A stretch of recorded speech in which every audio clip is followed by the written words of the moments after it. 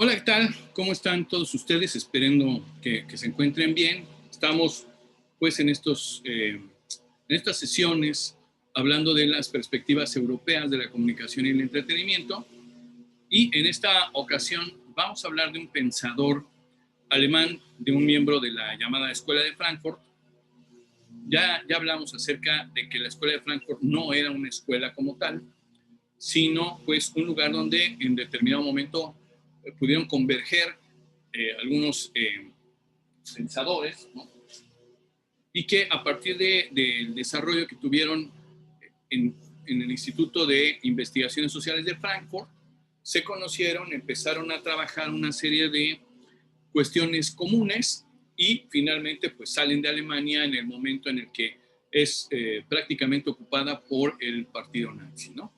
Hoy vamos a hablar entonces de este señor, voy a compartir mi pantalla, ¿sí? De este señor que se llama Erich Fromm. Erich Fromm, bueno, pues es de origen judío, por eso es que también tiene que huir de la Alemania en el momento en que es ocupada por los nazis, y es un psicoanalista, es un convencido de ideas humanistas, hace una lectura humanista de Marx. De hecho, hay un libro de Erich Fromm que se llama El concepto del hombre en Marx, ¿no? Entre pues su extensa bibliografía que se publicó pues prácticamente desde los años 50 hasta el año en que murió, ¿no?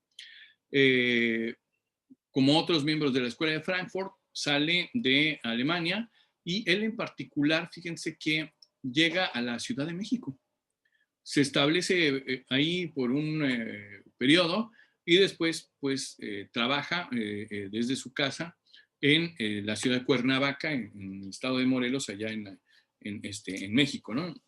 Bueno, pues Erich Fromm sí tiene una extensa obra bibliográfica muy importante en el momento en el que él escribe, y es una persona muy crítica, pero también debo de decir que si hay interés en conocer la obra de la Escuela de Frankfurt, Erich Fromm es una puerta muy buena para a través de ahí empezar a ver cómo es que estos pensadores articulan sus principales conceptos y articulan sus principales nociones acerca de las cosas que tratan, ¿no? La verdad es que es un ensayista muy preclaro, es un ensayista que se expresa muy bien y que nos ayuda en la cuestión de la comprensión de cosas bastante complejas, ¿no? Antes de entrar a la obra de Fromm como tal,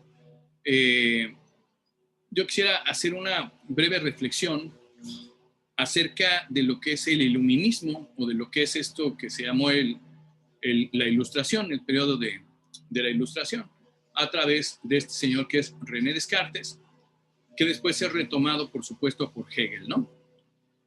Recordemos que la humanidad vivía un periodo en el cual los mismos historiadores han llegado a llamar el oscurantismo, ¿no?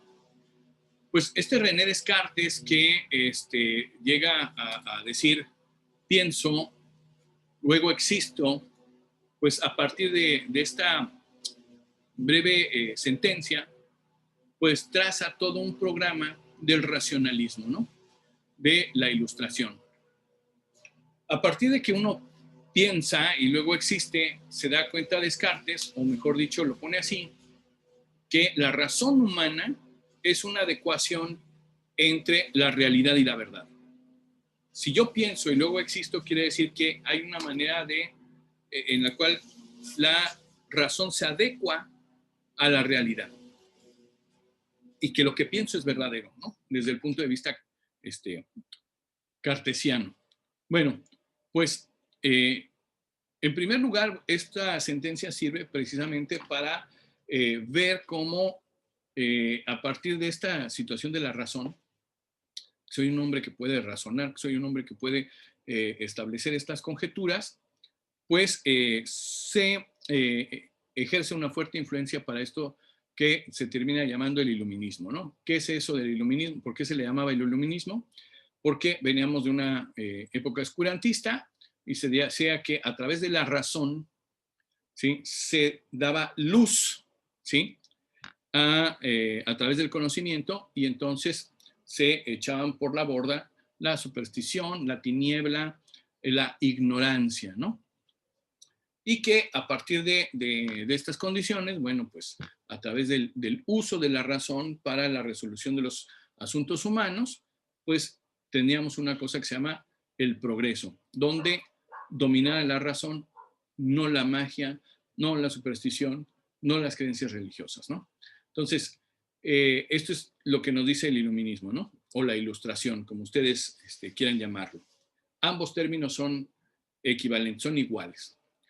Dice entonces que hay tres enemigos jurados, es decir, tres enemigos acérrimos del iluminismo, ¿no? La mayor parte de los males de la humanidad, dicen los iluministas, los de la ilustración, ocurren a partir de tres cosas. Una es la ignorancia, la superstición y la tiranía, ¿no? La ignorancia porque el hombre no conoce las cosas a través de la verdad, que es la razón, ¿sí? La superstición porque utiliza explicaciones que no comprende, que no son lógicas, que no son transparentes, ¿no? Y que pues son azarosas o que tienen formas caprichosas, ¿no? Y que simplemente no son constantes. Y la tiranía, ¿por qué? Porque si el hombre no comprende su razón, no comprende la manera en la que esto está de alguna manera puesto, entonces otros hombres sacan provecho de su ignorancia y se ponen al frente de las instituciones. Entonces se hacen unos verdaderos tiranos, ¿no? ¿Qué es entonces esto que de alguna manera se propone el iluminismo? Pues es eliminar estas condiciones, y dice que hace una gran promesa el programa iluminista o el programa de la ilustración, diciendo que a través de la razón vamos a tener un progreso ilimitado. ¿Dónde se va a ver? Pues primero en el dominio de la naturaleza. Si nosotros conseguimos a través de la razón dominar la naturaleza, vamos a sacar un mayor provecho de cada cosa que exista dentro de la misma, ¿no? Por supuesto, esto nos ayudará a ser mucho más administrados y disponer en abundancia de los bienes materiales que vamos a obtener a partir de la explotación de la naturaleza. Y por supuesto, esta sobreabundancia de bienes nos va a llevar a ser automáticamente, pues, más plenos, más felices. Es lo que dice el iluminismo, ¿no? ¿Cómo lo vamos a hacer? Pues a través de la razón, es decir, a través de la ciencia, ¿no? Estas condiciones nos van a dar una sociedad más libre y más igualitaria, de tal suerte que a todos se nos va a tomar en cuenta y todos vamos a ser tratados en igualdad de condiciones. Ese es el programa iluminista, ¿no? Sin embargo, bueno, pues lo que pasa aquí con Fromm es que Fromm dice, hay una gran decepción de este programa iluminista, porque este progreso que viene con el uso de la razón instrumental, que deviene en progreso, el progreso industrial, ¿no? Ha sustituido efectivamente la energía del animal, la energía del hombre en el trabajo, y la ha desplazado, y ahora tenemos energía mecánica, o en los tiempos de Fromm, energía nuclear. Todavía se usa la energía nuclear, pero diríamos ahora más hasta energía fotovoltaica, ¿no? O energía solar. Bueno, el hombre también ha sustituido no solamente la energía, sino ha sustituido la mente humana por las grandes computadoras. Claro que no se podían comparar las computadoras que tenía Eric Fromm con las que tenemos ahora. Yo creo que la más grande computadora de Eric Fromm en su tiempo ni siquiera se comparaba a esto que está aquí, ¿no? Al celular que tenemos en la actualidad, pero pues hay un cambio, dice, ¿no? Todo esto nos hace creer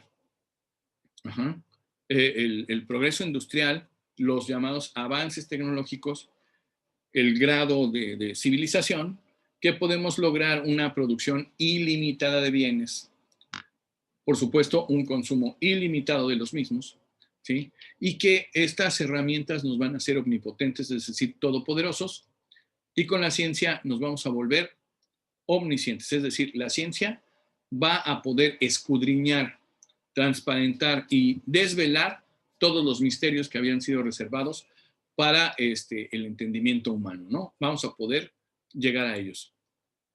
Dice Fromm, hay una nueva Trinidad en esta condición moderna, en la cual nosotros podemos ver que la llamada producción ilimitada, libertad absoluta y felicidad sin restricciones, pues simplemente que es lo que hace, ¿no?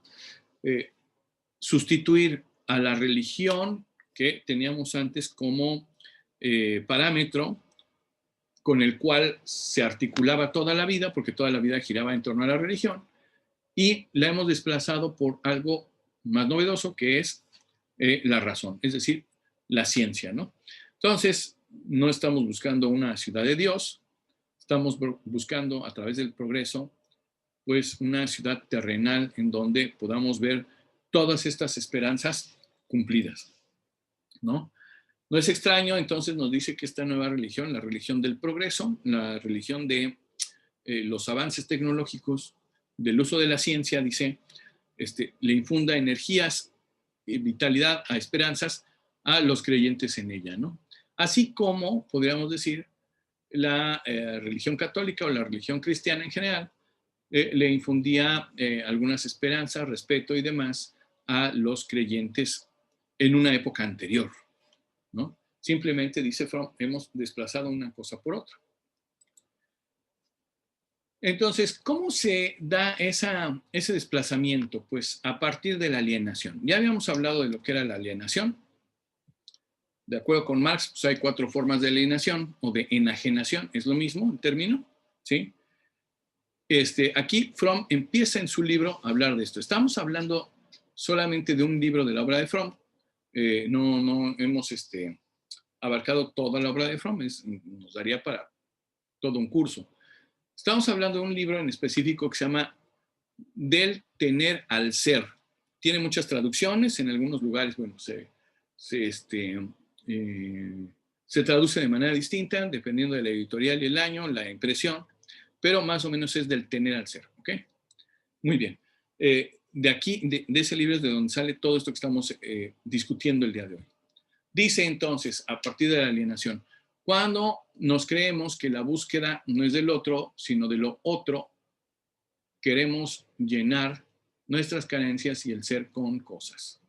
Entonces, lo que nos está diciendo aquí Erich Fromm es que todo el sistema que estamos viendo, el sistema capitalista, ¿sí?, está basado en, como decía Marx, en una contradicción de base, y es que hay una cosa que se llama la fetichización de las mercancías. ¿Qué es esto de la fetichización de las mercancías? A través de la alienación, nos lo está diciendo Marx, dice, cuando el obrero, su trabajo es dividido por partes, hay una especie de desvinculación entre la acción que ejerce el obrero sobre aquello que está transformando y el producto final. De tal suerte que el obrero no advierte cuál es verdaderamente la originalidad de su participación dentro del proceso, y cuando ve al final el producto terminado, como a él le toca hacer una parte muy pequeña, pues el producto lo maravilla porque dice, wow, esto es muy superior a lo que pues yo tenía en un determinado momento muy acotado, ¿no?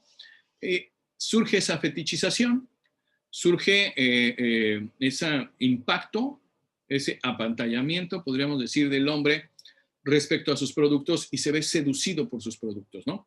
Cree que sus productos son todavía más bellos de lo que son, ¿no? Los ve superiores incluso a él. En otras palabras, pues no me interesa tanto mi hermano, ¿no? O estar con mi hermano, sino tener un iPhone, ¿no? Me es más útil, me es más bello, es más estético, más funcional. Bueno, pues a partir de esta alienación, a partir de que el hombre empieza a poner a las mercancías por encima de los hombres mismos, pues se da cuenta que no puede llenar ese hueco que tiene, o ese hueco que le hacen creer que tiene, que los hombres no tenemos huecos, ¿no? Los hombres podemos ser felices en la manera en la que nos propongamos, ¿sí? Pero pues aquí lo que nos dice el sistema capitalista es que no podemos ser felices en el ser, tenemos que volcarnos al tener. Y volcándonos al tener, bueno, pues nos lleva a una obsesión, la obsesión de acumular, la obsesión de tener más de lo que necesitamos. Nosotros lo vemos, por ejemplo, cuando hay aquí en Mérida avisos acerca de que viene un huracán, por ejemplo, la gente se vuelca a los supermercados y empieza a llevarse todo lo que puede, ¿no? Empieza a acumular. O sea, nunca te vas a comer 18 latas de pozole enlatado, pero te lo llevas en esa ocasión. ¿Por qué? Pues porque quieres habituallarte y estar súper preparado para lo que venga. En realidad estás acumulando, porque llega un momento en el cual has rebasado tu nivel de necesidad, pero no te importa. O sea, tú quieres acumular. Y este deseo está implementado por este principio de insatisfacción, de que no puedes llenar el supuesto vacío que tienes, que te hacen pensar que tienes. Entonces, este mecanismo de satisfacción te hace tratar de tener cada vez más. Es un mecanismo que se va reforzando una y otra vez, ¿no? Dice acá entonces, acumular subordina lo espiritual y se centra en lo material. Eso es el placer sensual antes que la verdadera felicidad, ¿no? La felicidad que se tiene que trabajar, la felicidad que ocurre en un determinado momento a partir de una serie de vicisitudes, bueno, pues se suprime por lo que llama Fromm el hedonismo radical, ¿no? El placer sensual. Estábamos diciendo que en antiguo, las historias que nos cuentan, los mitos y demás, nos dicen que el ser alcanza cierta plenitud, ¿sí? A partir de la purificación a través del dolor, a través de la incomodidad, ¿sí? Así pasa con la mayor parte de los dioses, de los mitos de los dioses. Tienen que hacer trabajos, tienen que pasar por ciertas cosas, ¿no? Tienen que sufrir y finalmente tener su recompensa, ¿sí? Se van purificando en el dolor. En el caso, por ejemplo, de la misma lógica cristiana, la misma lógica católica, pues aquí vinimos y también sufrimos en este valle de lágrimas y a la vuelta, pues vamos a ver un reconocimiento a nuestra labor, ¿no? A ese sufrimiento, a ese dolor que hemos tenido aquí en este mundo material y que de alguna manera va purificando nuestra alma, ¿no? En la actualidad, dice Fromm, ya no tenemos esas nociones, o sea, ya no queremos pensar en que a partir de que voy a sufrir, me voy a limpiar, voy a ser puro y voy a lograr la felicidad. Dice, no, yo no quiero tardar tanto. O sea, ¿por qué? ¿Por qué tengo que sufrir? ¿Por qué tengo que sufrir? El hedonismo radical no plantea el placer nada más, sino también la eliminación del sufrimiento, ¿sí? Y si yo veo que alguien está sufriendo, pues lo evito. Si hay problemas de miseria por mi cuadra y veo que hay un indigente, ya no quiero verlo. Si hay algo en las noticias que apele a mi condición de naturaleza humana, lo trato de ignorar. ¿Para qué? Pues para tratar de eliminar todas estas cosas que me ponen incómodo, ¿no? Que me hablan del sufrimiento, ¿no? Ya no tenemos como católicos en vista a los santos que durante su vida sufren muchas incomodidades, pasan por muchas penurias y todo eso. Ya no es un modelo de vida el sufrir para llegar a la felicidad. Todo lo contrario, ¿no? Es decir, si se puede quitar esto, por favor, hay que quitarlo, ¿no? Entonces tenemos el llamado egoísmo placentero antes que pues el sufrimiento del aprendizaje, ¿no? A través del sufrimiento el alma se iba perfeccionando, decíamos, ¿no? El espíritu, la voluntad y la razón se iba robusteciendo, nos crecíamos ante el dolor, ¿no? Pero ¿quién quiere eso? Por el amor de Dios, ¿no? Queremos evitar todo eso y tener un camino fácil, ¿sí? Evitando todos los escollos hacia lo que sigue. En este orden de ideas, bueno, pues empezamos a acumular y acumular, como decía Fromm, ¿no? Y al acumular, pues sucede algo, ¿no? Uno quiere llenar el llamado vacío que tenemos con cosas, pero es como si tuviéramos un hoyo en medio en el cual nosotros, en lugar de ir al encuentro del otro, dice Fromm, ¿no? en lugar de ir a ver lo maravilloso que puede ser el otro, pues tenemos un hoyo tal que lo queremos llenar con algo. Y lo que tenemos a la mano, pues son mercancías, entonces empezamos a poner mercancías, pero está en el hueco que una vez que lo ponemos sale por allá, por así decirlo, ¿no? Y entonces la verdad es que nunca es suficiente. ¿Qué es suficiente en esta vida? Pues no sabemos, ¿no? No sabemos qué es suficiente si tenemos esta perspectiva de acumular. Hay un padre, hay un sacerdote acá en Mérida.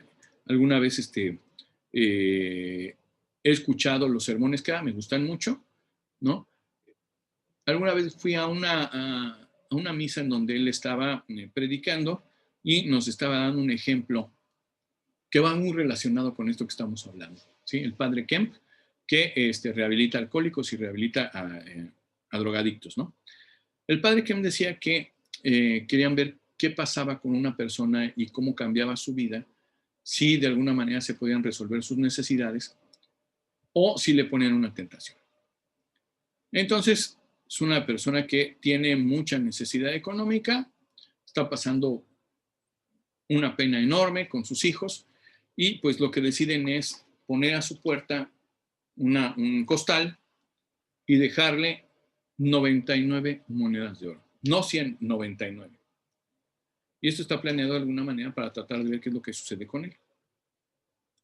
Entonces, cuando tocan la puerta y se echan a correr y revisan qué es lo que sucede, pues este señor abre la puerta, no ve a nadie, ve el costalito ahí, abre el costalito y se pone feliz. Se pone feliz porque puede comprarle cosas a sus hijos, porque puede resolver sus necesidades de alimentación, de vestido, de refugio, ¿no? Está feliz el señor. Hasta que se pone a contar el dinero. ¿Por qué? Porque cuando llega al final se da cuenta que son 99 y no 100. Y entonces aquí es donde viene la cuestión de la acumulación. Empieza a pensar, no habrán sido 100. Se me hace que eran 100. Pero entonces alguien se llevó una de mis monedas. ¿Y quién habrá sido? Y empieza a ver mal a sus hijos, empieza a desconfiar de la esposa, empieza a ver con otros ojos a los vecinos y piensa que todo mundo le quiere quitar sus monedas. Esta me parece que es una buena fábula, ¿no? Para más o menos conocer cómo es este pensamiento del hombre egoísta del cual nos habla Erich Fromm, centrado en este modelo de producción que es el modelo capitalista, ¿no? Hay un placer por acumular y el egoísmo, de este egoísmo que estamos hablando, dice Fromm, es destructivo, ¿sí? Porque se maneja a través de esta insatisfacción. ¿Por qué son 99 y no son 100? ¿Qué tal si hubieran sido 101? ¿Por qué no eran 110?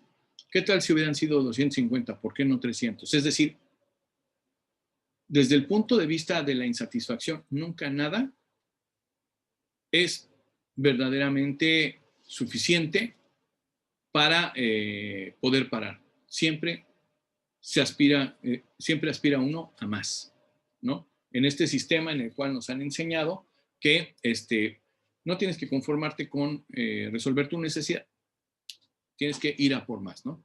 Entonces, si yo tengo este bolígrafo, ¿por qué no tener dos por si se me pierde? Si yo tengo un coche, ¿por qué no tener dos? ¿Por qué no tener tres? ¿Por qué no tener 10? ¿Por qué parar? ¿Por qué parar? Entonces nos hemos acostumbrado a tratar de llenar con cosas esa lógica interna, ¿no?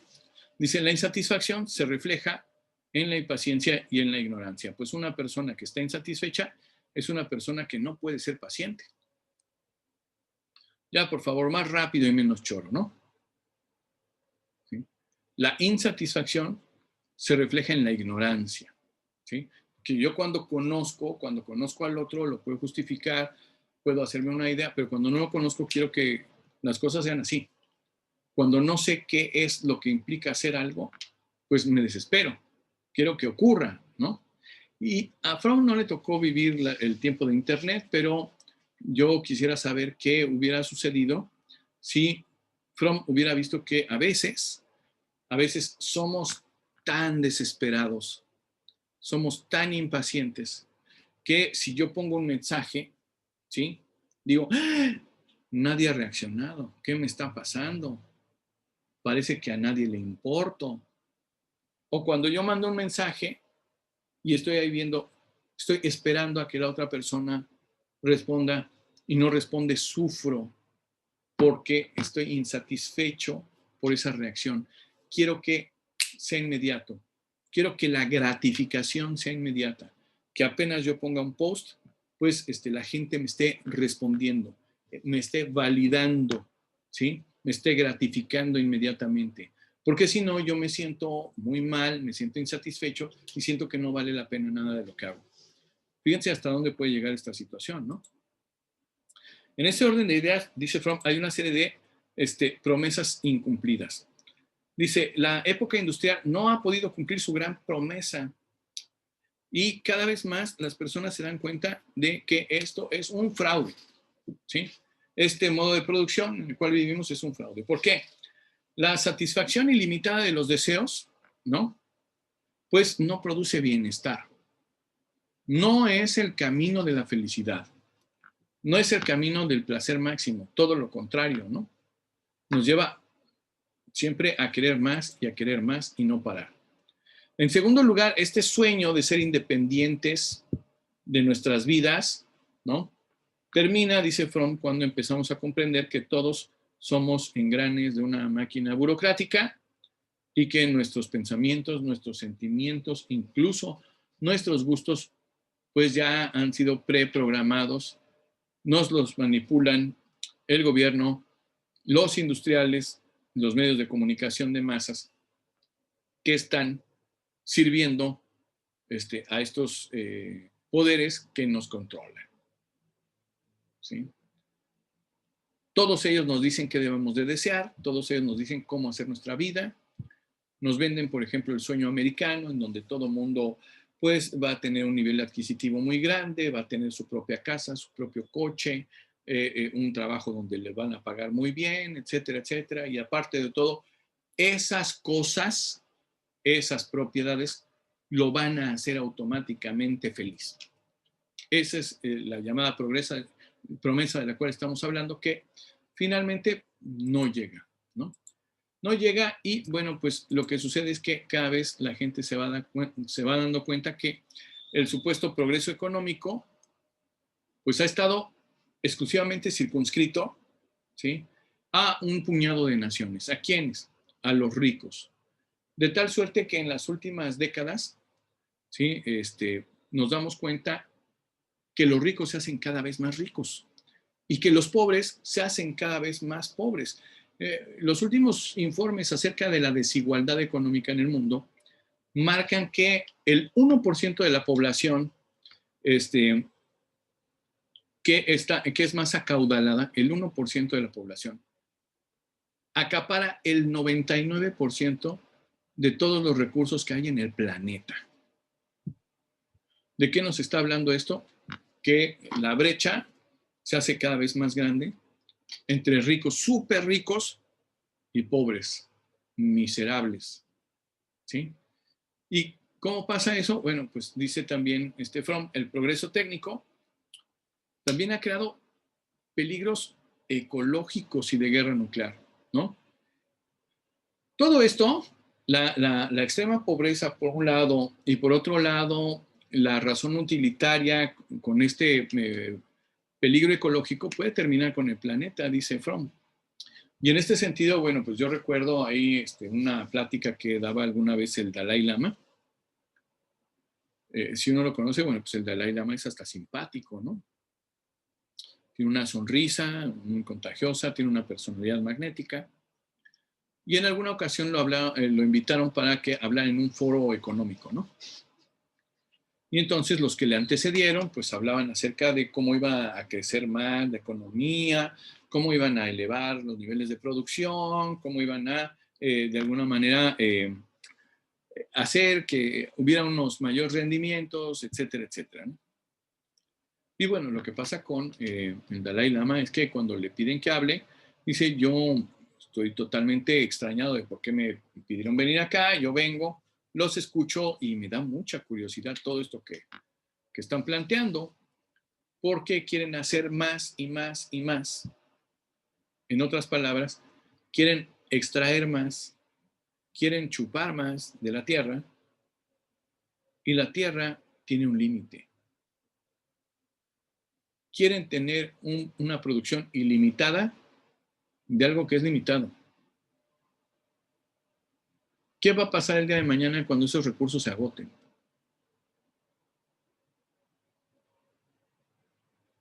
Hay algunos expertos que señalan que en el año 2050 las guerras no serán por territorio, las guerras no serán por cuestiones económicas, las guerras van a ser por el agua. El agua significará la diferencia de desarrollo entre una civilización y otra. El uso de los recursos. Como hay una cantidad limitada de agua potable en el mundo, pues imagínense lo que va a hacer pelear, luchar por esa pequeña cantidad. Es decir, ahora nosotros vemos el agua embotellada, ¿sí? Y hay cajas y cajas y estantes llenos en el supermercado que nos hacen pensar que podríamos decir que es inagotable el recurso. Pero está muy lejos de ser inagotable. Hay cosas que de repente nos da este sistema que nos ponen a pensar. Por ejemplo, la cuestión de los supermercados, ¿no? Llegamos a los supermercados y son divinos todos, ponen una musiquita, está el aire acondicionado, vamos a la zona de frutas y verduras y todo está llenísimo. Si no quiero esta manzana, no la llevo, puedo llevar esta otra, puedo escoger las que quiero llevar, ¿no? ¿Qué pasa con las que no llevo? ¿Hay alguna posibilidad de que aquello que no se compra termine en un banco de alimentos? En los restaurantes sí, pero en los supermercados no necesariamente. Como es una cuestión de ley de oferta y la demanda en este tipo de cosas, y por eso es que el aguacate de repente está a 80 pesos y luego está a 25, ¿no? Bueno, hay una cuestión de oferta y demanda. Pues hay un pago de seguros acerca de las existencias que están en el súper, ¿no? Por si hay merma. La cuestión es que si estas cosas que no se consumen se donaran a los pobres, se les dieran a los indigentes, pondrían más bienes en circulación. Y esto alteraría la oferta y la demanda y el seguro no respondería. Para que pueda prevalecer ese precio y la ganancia de quienes lo están vendiendo, es necesario que esa mercancía se tire a la basura.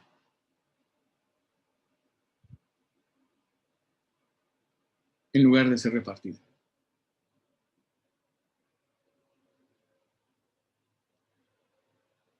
Entonces, no estamos resolviendo nada más las necesidades, estamos sobreproduciendo, pero aparte no está bien distribuido. ¿Sí? ¿Qué es lo que sucede entonces con esta contradicción? Dice Fromm, el desarrollo de este sistema económico que estamos viendo, el capitalismo avanzado, ¿sí? Ya no está determinado, dice Fromm, por la pregunta, ¿qué es bueno para el hombre? ¿Sí? Ahora la pregunta es, ¿qué es bueno para el desarrollo del sistema? No para el hombre, para el desarrollo del sistema.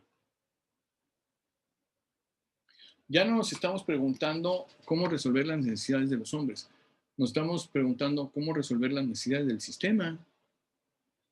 Entonces son dos cosas muy diferentes, dice Fromm, ¿no? Ante esta circunstancia, Eric Fromm establece que hay dos posibles maneras de enfrentar la situación, ¿no? Y a esas posibles maneras de enfrentar la situación, de ver la existencia, les ha llamado el modo tener y el modo ser. ¿Qué pasa con este modo tener? Bueno, pues en este modo tener,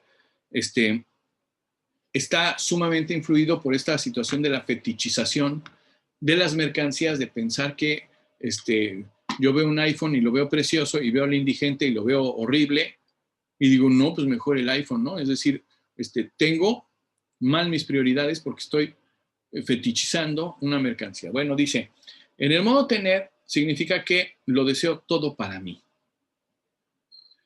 Que poseer y además poseer y no compartir me da placer. ¿Sí? Que debo ser avaro porque mi meta es tener y que soy más cuanto más tengo.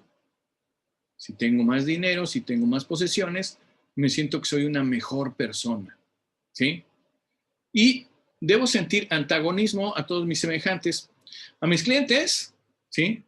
Porque a los que deseo engañar, a mis competidores, a los que deseo destruir para quedarme con sus negocios, o a mis obreros, a los que quiero explotar. En esa situación, por ejemplo, veíamos unas láminas antes, la figura de Rico MacPato. Rico MacPato acumula y acumula y acumula y acumula. Y llega un momento en que tiene una relación con su sobrino, no tiene hijos, le podría heredar al sobrino, pero ¿qué es lo que hace Rico MacPato? ¿Le da dinero al sobrino? No. Vive con el resquemor de que el sobrino esté con él solamente por pensar en su dinero. Porque ya no lo vea como un ser, sino como un medio para obtener sus posesiones. Entonces genera una desconfianza y esa desconfianza va aumentando un temor más grande por el resto de los que lo rodean y este ser egoísta se hace además mezquino, ¿no?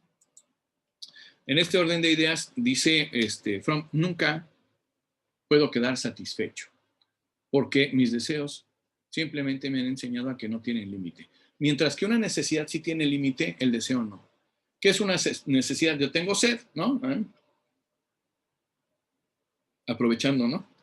Yo tengo sed y cuando sacio esa necesidad, no requiero de tomar más agua, que ya sacié mi necesidad. Bueno, pues los deseos no son iguales, los deseos no son necesidades, mientras que la necesidad puede ser cumplimentada, ¿sí?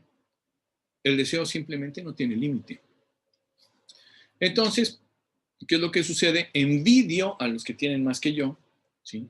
Temo a los que tienen menos que yo porque me lo pueden quitar y entonces vivo en un estado de ansiedad en el que constantemente me estoy preocupando acerca de mis propiedades, de lo que tengo, de lo que no tengo, de lo que me pueden quitar, de lo que puedo ganar. Y para que la gente no se entere, pongo mi cara sonriente, ¿sí? Para que no sepan qué tipo de cosas estoy pensando o estoy tramando. En este orden de ideas, dice Fromm, empieza a haber una disociación en la cual, como todo el tiempo estoy tratando de ser súper amable, etcétera, etcétera, y por dentro me estoy consumiendo, pues da origen a ciertos comportamientos o incluso al desarrollo de algunas enfermedades mentales, porque vivo frustrado, voy acumulando esa frustración, esa ansiedad, y entonces uno de esos días, pues simplemente exploto, ¿no? Y por ahí, pues hay que ver que en Estados Unidos es el país que tiene más problemas de enfermos mentales que el resto del mundo y podemos más o menos advertir por qué, ¿no? Fromm dice que entonces esta pulsión a la muerte, esta atracción por la muerte, está derivada de esta misma cuestión de la insatisfacción y de la fetichización de las mercancías, ¿no? Dice, la sociedad industrial desprecia la naturaleza, ¿sí? Y desprecia todas las cosas que no están hechas por máquinas, ¿no? ¿Cuántas veces de repente, esto es tremendo, ¿no? Vemos a un artesano, le decimos, oye, ¿en cuánto está el sombrero que tejiste con tu propia mano, ¿no?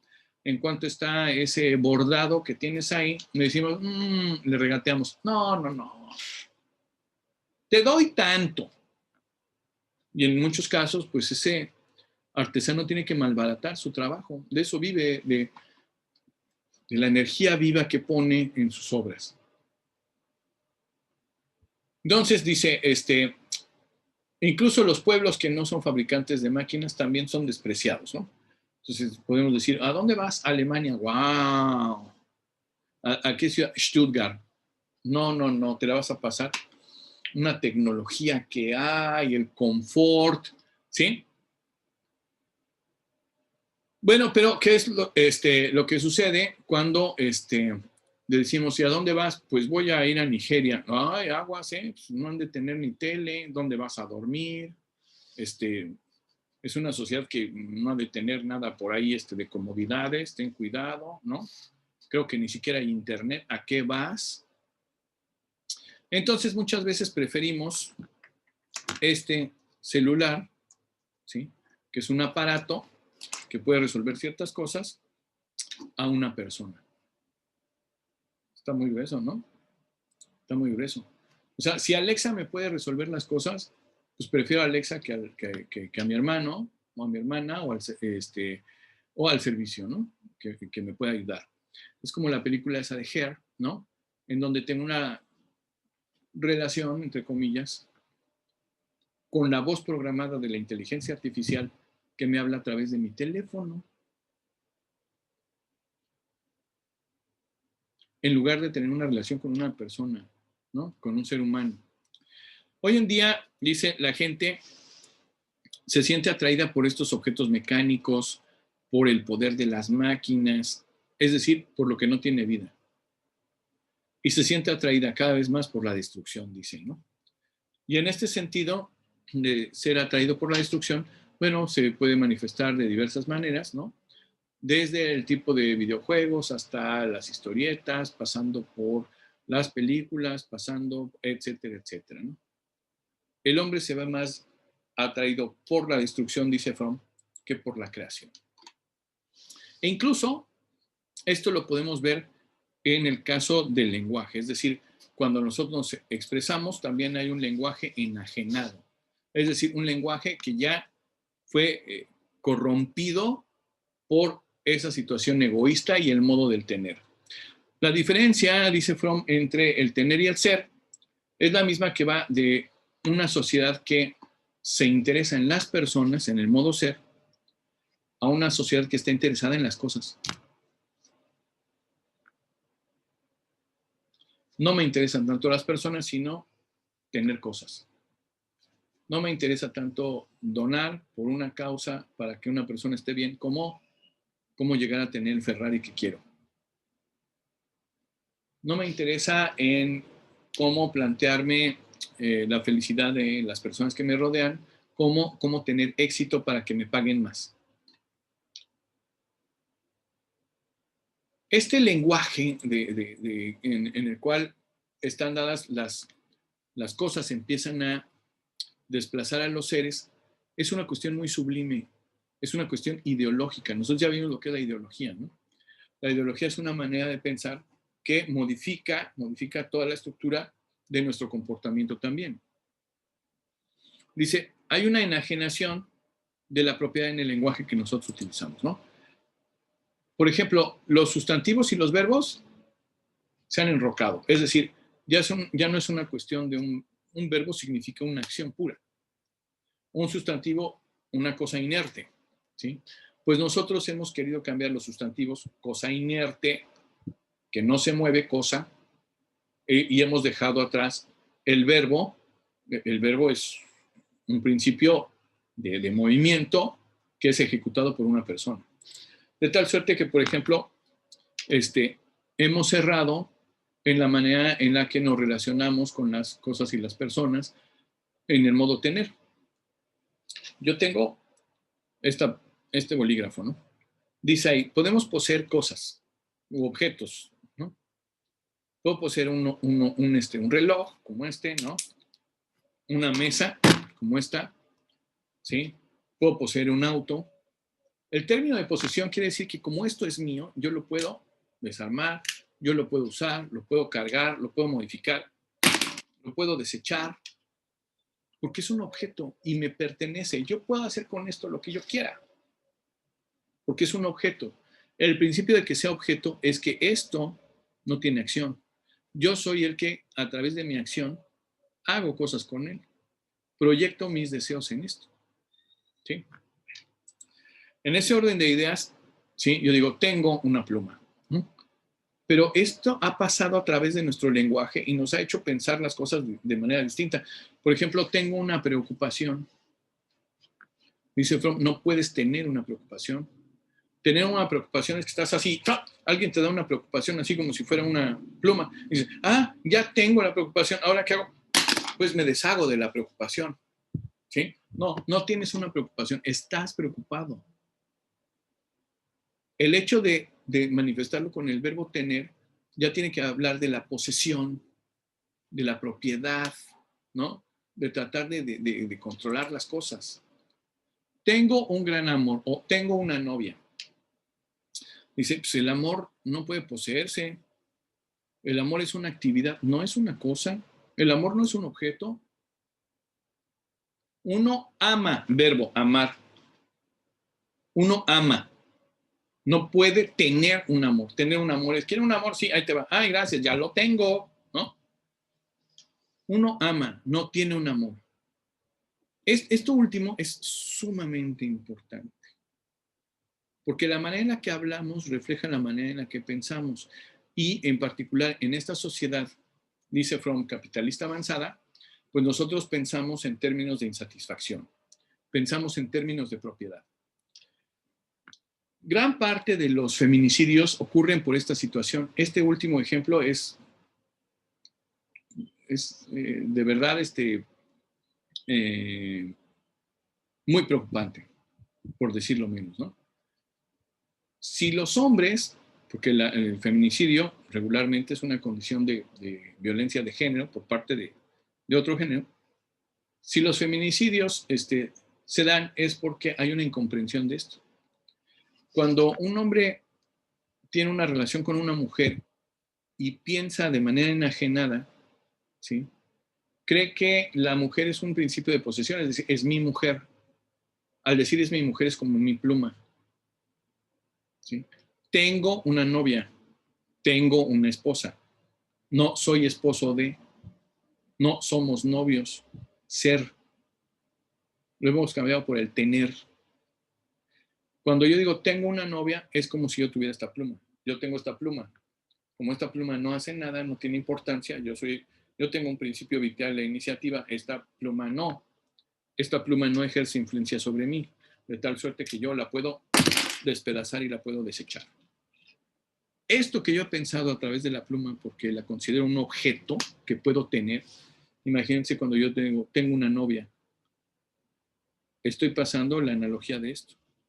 Tengo una novia y si la novia no me satisface, entonces, ¿qué hago con esa novia? La desecho. O sea, imagínense hasta dónde puede llegar esta posibilidad de pensar en el ser o en el tener. ¿Sí? Aquí, por ejemplo, dice, en el modo tener, ¿sí? Mi relación con el mundo es de posesión y de propiedad. Yo deseo convertir todo en mi propiedad y todas las cosas, incluso a mí mismo, ¿sí? Incluso yo me asumo como dueño de mí mismo. Por ejemplo, es mi cuerpo y me pertenece. Bueno, nosotros los católicos, digo, Fromm no era católico, ni lo estoy metiendo en esto, pero hago un pequeño paréntesis. Decimos que el ser humano está compuesto de cuerpo, de alma, de espíritu, pero no que le pertenezcan. O sea, te pertenecen a dónde está la factura, a dónde está la escritura. O sea, realmente tú puedes poseerte, es decir, tú eres tuyo. ¿Cómo es eso? Para nosotros los católicos, por ejemplo, ni siquiera el alma es nuestra. El alma es prestada. Nos la dieron. El cuerpo es prestado. Si yo llego a cosificar mi propio ser, lo vuelvo una cosa, lo objetualizo, digo, este cuerpo es mío. No. Más bien, ese cuerpo es parte de ti. Es parte de ti. No, ese cuerpo es mío. ¿Cuál es la diferencia? La diferencia es una cuestión en la cual yo puedo tener y deshacerme de las cosas, ¿no? O comprarlas, explotarlas, ¿no? Por ejemplo, la cuestión del alquiler de vientres. Uh-huh. En este orden de ideas, yo no puedo tener hijos. Bueno, mi esposa no puede tener hijos, ¿sí? Entonces, ¿qué hacemos? Pues alquilamos un vientre, ¿no? Total, esa persona admite que su cuerpo es un objeto del cual puede sacar provecho, que se convierte en una mercancía. Cuando yo le estoy pagando, se convierte en una mercancía. Y entonces se puede vender y se puede tasar por la ley de la oferta y la demanda también. ¿Por qué no? Y puede hacer un contrato para que me preste su cuerpo. ¿Qué será el día de mañana cuando yo diga, oye, pues sabes qué, tú tienes 2 riñones, yo nada más tengo uno? Si se puede alquilar un vientre, ¿por qué no puedo comprarte un riñón? ¿Y por qué no me vendes el de tu hijo? O sea, el cuerpo no es un objeto, el cuerpo no es una cosa, es parte de ti, ¿sí? Y en ese orden de ideas, bueno, pues este modo tenernos hace ver que todo le pertenece a alguien o que alguien tiene que ser el dueño de todo lo que hay. Entonces no hay naturaleza, sino que hay pequeñas porciones de propiedad de ciertas personas. Es mi esposa, nuevamente, ¿no? Como es mi esposa, hace lo que yo le digo, es decir, es mi posesión, como mi posesión. Yo hago que me obedezca, yo hago que haga las cosas que yo quiero. O incluso es mi enfermedad, y como es mi enfermedad y es mi posesión, así como yo me deshago de la pluma, ¿no? Yo me puedo deshacer de la enfermedad. ¿Cómo?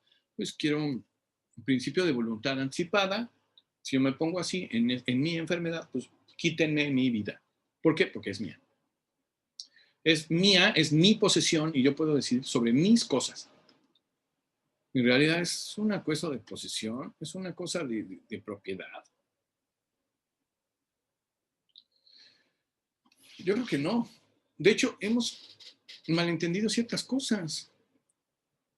Hace poco la Suprema Corte de Justicia de Estados Unidos decidió sobre un caso, lo pongo aquí, ¿no? De cómo hemos malentendido a veces los derechos, ¿no? En este modo tener. Una pareja que no podía tener hijos porque pues eran del mismo sexo, le piden al juez y argumentan, le piden adoptar, argumentando que ellos tienen, modo tener, tienen el derecho, ¿sí?, de ser padres. El juez contesta, no se trata de tener derecho, ustedes simplemente no tienen capacidad biológica para hacerlo. Es decir, no siendo del mismo género, pues no es posible dar paso a la reproducción biológicamente posible. Lo que sí dice la Suprema Corte es que el niño desamparado, ¿sí?, su derecho a tener una vida en el seno familiar está garantizado por la Constitución. ¿Por qué? Porque es una persona desamparada. Su derecho es para que en el mejor interés de su desarrollo, en el mejor interés de que él pueda ser parte de una sociedad, de que no viva con resquemor, de que pueda tener un desarrollo pleno de su personalidad y demás, ¿sí? Alguien pueda adoptarlo. Luego entonces estamos hablando de que el derecho es del infante, no del que quiera adoptarlo. El que quiera adoptarlo lo ve desde el punto de vista de tengo el derecho de. No se trata de una posesión. Se trata de que el niño tenga un desarrollo. Son dos visiones aparte. Modo tener, modo ser. ¿Voy a devorarme el mundo? Pues claro, como yo pienso que todo el mundo me pertenece o me puede pertenecer, pues voy tras él, ¿no? Son expresiones que a lo mejor dicen, ay, por el amor de... Sí, pero inconscientemente nos hacen que también pensemos de esa manera, ¿no? En el modo tener, uno dice, bueno, tengo aprendizajes. ¿Se puede tener aprendizajes? ¿Cómo es eso de tener aprendizajes? En el modo tener, los estudiantes solo tienen una meta. ¿Cuál es la meta? Pues retener lo aprendido, entre comillas, ¿no? O sea, yo retengo y cuando me lo pregunte el maestro, pues se lo digo tal cual, ¿no? Dice, con este fin, o sea, lo aprendido es, lo depositan en su memoria como si fuera este cuaderno y aquí lo guardan. No hacen absolutamente nada con él. No lo procesan, no lo relacionan, lo dejan tal cual, ¿no? Porque lo poseen. No es parte del ser, es algo que está aquí, ¿no? ¿Sí? Entonces, ¿qué es lo que sucede? Que con este aprendizaje en el modo tener, pues no se produce algo nuevo, no se crea algo nuevo, no se establecen relaciones con el aprendizaje anterior, con la memoria, con las situaciones futuras, nada. Entonces, pues es como si yo tuviera esto, me lo dieran, después lo vuelvo a regresar en un examen tal cual, y se acabó, ¿no? En este orden de idea dice, los individuos del tipo tener, pues regularmente se sienten perturbados por las ideas o pensamientos nuevos acerca de una materia, porque lo nuevo les hace dudar de la suma fija de los conocimientos que poseen. Entonces, cuando le dicen, maestro, usted está preguntando tal cosa, sí, eso no lo vimos. No, ese es un caso hipotético para que lo pienses. No, es que usted me tiene que preguntar las palabras exactas que dijo y yo se las tengo que repetir. Yo no tengo por qué pensar en otros escenarios. Yo no tengo por qué hacer un esfuerzo por conocer. Yo te devuelvo lo que tú me diste. Modo tener, ¿no? Desde luego, dice, para quien tener es la forma principal de relacionarse en el mundo, las ideas que no puede definir claramente o redactar claramente le causan temor, como cualquier otra cosa que desarrolla y cambia y que no puede controlarse, ¿no? Una persona controladora es una persona en el modo del tener de yo quiero que seas así, quiero que te comportes así, y si no te puedo controlar, entonces he perdido la noción de lo que pasa, simplemente pues no estoy eh, en sintonía de saber qué es lo que pasa contigo, me desconcierta, ¿no? Bueno, eso es tener aprendizajes. Aprender ya es un verbo en infinitivo, está en el modo ser. Y en lugar de ser, pues, recipientes pasivos de las palabras y de las ideas, estas personas lo que hacen es, oyen lo que es más importante, responden de manera proactiva, quieren hacer que todo esto sea parte de su ser, ¿no? Estimula la actividad del pensamiento, en la mente surgen nuevas preguntas y no se preocupan por la calificación, porque la calificación es un precio que se pone desde el modo tener a lo aprendido. Aquí no se trata de ser un 10, aquí se trata de ser. Y ese aprender debe ser el suficiente motivo como para eh, estudiar, como para saber algo, ¿no? Dice, para ellos, oír, dice Fromm, en el caso de aprender, es un proceso vital. Escuchan con interés lo que dice el maestro y espontáneamente pues le van dando vida a todo aquello que oyen, ¿no? No nada más adquieren conocimientos que pueden llevar a casa y recordar, sino lo van incorporando como parte de las experiencias. O sea, fíjense cómo saltamos de un modo de tener a un modo del ser, ¿no? Bueno, vamos a ver otra cosa entonces acá.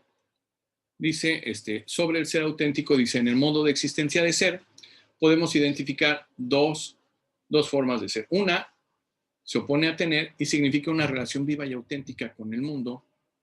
La otra forma de ser se opone a la apariencia y se refiere a la verdadera naturaleza, a la verdadera realidad de una persona o cosa que se opone a las apariencias engañosas, nos dice Fromm, ¿no? Habíamos empezado esto haciendo una observación acerca del iluminismo y de la ignorancia, ¿no? Pues hay una salida a la ignorancia, pero hay que tener en cuenta que la ignorancia también ocurre por ser egoísta, ¿no? Una persona que es egoísta es una persona que no comparte ni siquiera el saber. Bueno, no comparte ni siquiera la propia ignorancia, porque no sabe que no sabe. Nosotros nada nos llevamos de este mundo. Hay por ahí la tumba de un emperador chino, en la cual pues hasta su ejército lo metieron ahí, ¿no? ¿Para qué le iba a servir? No sabemos, ¿no? Pero nada nos llevamos de este mundo, ¿no? Por más que tengamos cosas, todo eso no nos compra un minuto más de vida. La respuesta entonces no está en acumular, la respuesta está en dar. Y aquí me voy a echar un comercialote, ¿no? Como diría el filósofo de Argentina, Fito Páez, dar es dar, ¿no? Y no esperar nada a cambio. En ese orden de ideas dice, hay dos cosas que mientras uno más da, sí, menos se acaban. Son bienes que no son escasos, sino son bienes que se van reproduciendo. Mientras das más amor, obtienes más amor de vuelta. Mientras das más conocimiento, obtienes más conocimiento de vuelta. En este orden de ideas, ¿sí? Estamos hablando del ser y el saber. Ay, perdón. Ahí está. Ya me he movido. Entre el ser y el saber, bueno, el conocimiento siempre será, dice Fromm, preferible a la ignorancia. Y si no es así, bueno, la pregunta que nos podemos hacer es, solo es libre el que piensa por sí mismo, pero ¿tú dejarías que alguien piense y que alguien decida tu vida por ti? Eso es ser ignorante. Ser ignorante es que alguien más tome las decisiones porque tú no sabes hacer o porque tú no tienes idea de cómo se hace. Si tú eres ignorante y dejas que los demás tomen las decisiones por ti, entonces simplemente no eres libre. El saber, además, te conecta con personas que a veces o que la mayoría de las veces no piensan como tú. Si uno se duerme en su burbuja y solamente trabaja sus propios pensamientos, se niega la posibilidad de contactar al otro, de conocer al otro, ¿sí? El otro como nosotros tiene un montón de defectos, ¿sí? El otro como nosotros tiene un montón de virtudes también. Si yo me cierro en mi caparazón y no conozco a nadie más, estoy siendo también egoísta, ¿no? Mi único puente que tengo para conocer el otro es primero asumirme humilde, ¿sí? Para decir, no lo sé todo y no lo puedo todo.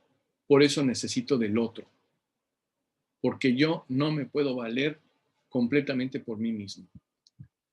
No soy autosuficiente, aunque lo que me han dicho el capitalismo es que no hay satisfacción plena. No, no es lo mismo. No es lo mismo la satisfacción plena con ser autosuficiente, ¿correcto? Yo necesito del otro para vivir. ¿Y cómo puedo llegar al otro? Solamente a través de un puente. ¿Y este puente cómo se llama? Este puente se llama comunicación. A través de la comunicación, yo puedo conocer al otro. A través de la comunicación, yo puedo saber de las necesidades del otro, de cómo ha resuelto el otro las necesidades. A través de la comunicación, yo puedo saber cómo conocían los otros. Y la filosofía, que es un amor al saber, ¿sí? Filos, amor, ¿sí? Sofos, conocimiento, el amor al conocimiento, ¿sí? Me ayuda a saber cómo han pensado otros en la historia y cómo han resuelto sus problemas para que yo lo aplique en mi vida. Esto es lo que dice Eric Fromm. Llegados a este punto, vemos que las premisas del fracaso de este modelo se centran en que la meta de la vida es la felicidad, pero la felicidad entendida como placer absoluto. Y ese placer absoluto nos han enseñado que se obtiene a través de un deseo subjetivo, es decir, de este hedonismo radical. Primero, yo antepongo mi deseo a las necesidades de los demás. Y entonces, bueno, pues este egoísmo y este hedonismo radical, que es el hedonismo radical, que no quiero ni siquiera sufrir, no me quiero siquiera incomodar, no quiero siquiera tener una mínima molestia. Lo que quiero es ser feliz y jamás derramar una sola lágrima. Eso es el hedonismo radical. El egoísmo y el hedonismo radical, dice, fomentan la avaricia de la cual el sistema se va reproduciendo, ¿no? Y en ese orden de ideas, bueno, pues tenemos algunas contradicciones de base entre el modo tener y el modo ser desde el punto de vista de Eric Fromm, ¿no? En el modo tener, pues hay un hedonismo radical, un egoísmo.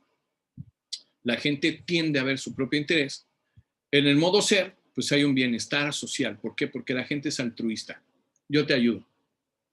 En el modo tener, todo gira en torno a deseos.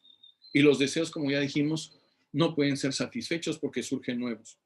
En el modo ser, mira, yo ya cumplí mis necesidades, hasta aquí consumo, ¿sí? Hasta aquí puedo yo decir que está bien. Mientras que en el modo tener, pues se desarrolla la avaricia, la acumulación, las ganas de tener más, las ganas de controlar, ¿no?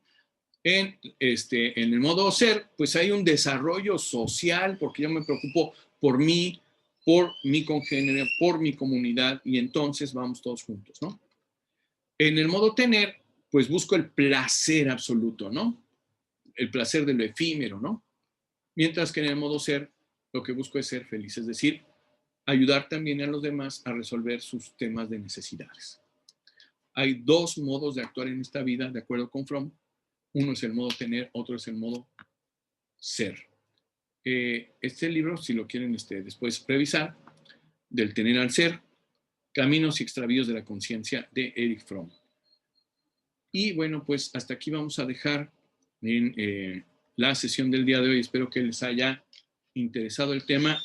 Nos vemos la próxima vez. Hasta entonces.